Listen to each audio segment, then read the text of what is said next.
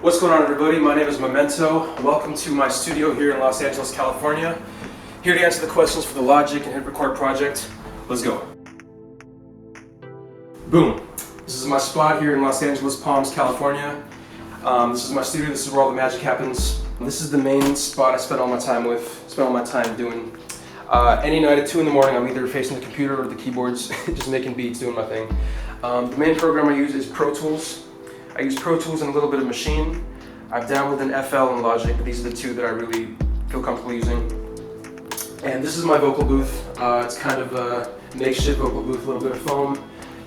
This is the microphone right here. And every single Memento song you've heard has been recorded here. Well, not here, but with this gear, because I just got this spot. But with the exception of 2 songs, everything's been recorded with that gear.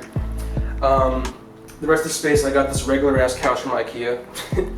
And the reason I actually put a couch here is because all of my music, every song you've heard has had some aspect of collaboration, whether it's production, just a musician like a drummer or a pianist, a fellow songwriter or singer. I like to have a lot of female singers in my songs.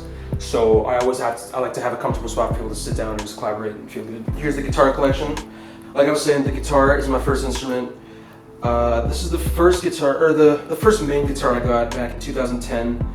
It's a PRS SE Custom, and this is what I've been using in my songs on stage, and this is my main guitar. And then I got a Fender Telecaster back here. Try not to smash it against the wall. Yeah, this one I got in 2013. I literally got it for a band I was in at the time, and it's kind of collecting dust because I haven't really used it since then. So this one doesn't get touched too much, but it looks kind of cool, so I keep it up. And this is my bass guitar, and there's a good story behind this one. I literally bought this last December for a song I was working on called Your Maze, and I literally wanted to buy it. This is the most expensive instrument I own, but I wanted to buy it for that one song because I wanted that one tone, and I didn't return it because it actually sounds pretty good. So I've used it on a lot of songs since then. As you can see, I don't have a vinyl collection, but I do have a couple of vinyls that I'll show you in a second. But this is the main source of inspiration I get in this whole spot. This is the CD collection of all my favorite artists. And if you want to come closer, you can see all the different variety of music that I like to keep out here. Everything from Audioslave, Deadmau5, Dr. Dre, Eminem, Foo Fighters, G-Eazy, every Linkin Park album, every Logic album. We got Nas, Radiohead, Red Hot Chili Peppers, Stone Temple Pilots, Hans Zimmer. And the 2 vinyls I do have are right over here.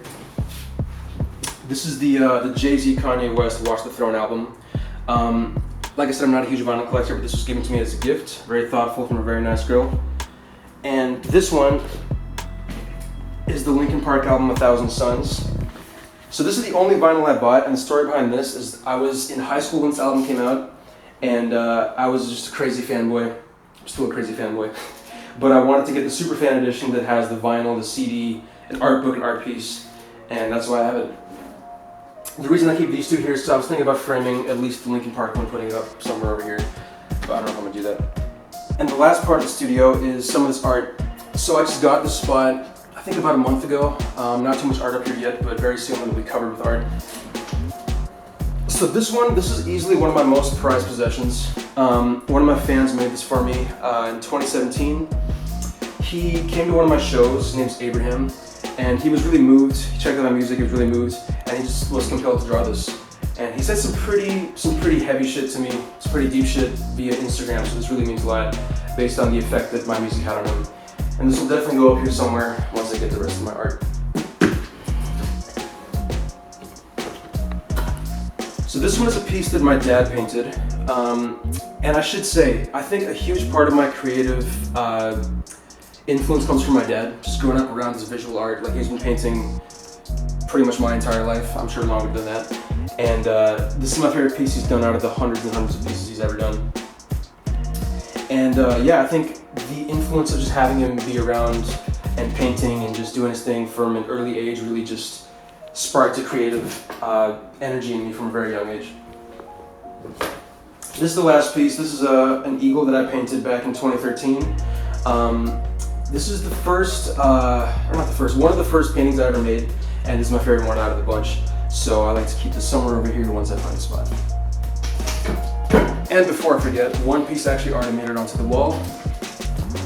Another one of my most prized possessions right here. This is a portrait of my ultimate musical hero. His name is Chester Bennington. And this was taken by a photographer who has known him for his entire career. This guy is the reason I started doing music. He was the lead singer of Linkin Park. And just having his portrait here really, I think that's probably the most influential, most inspirational thing in the studio.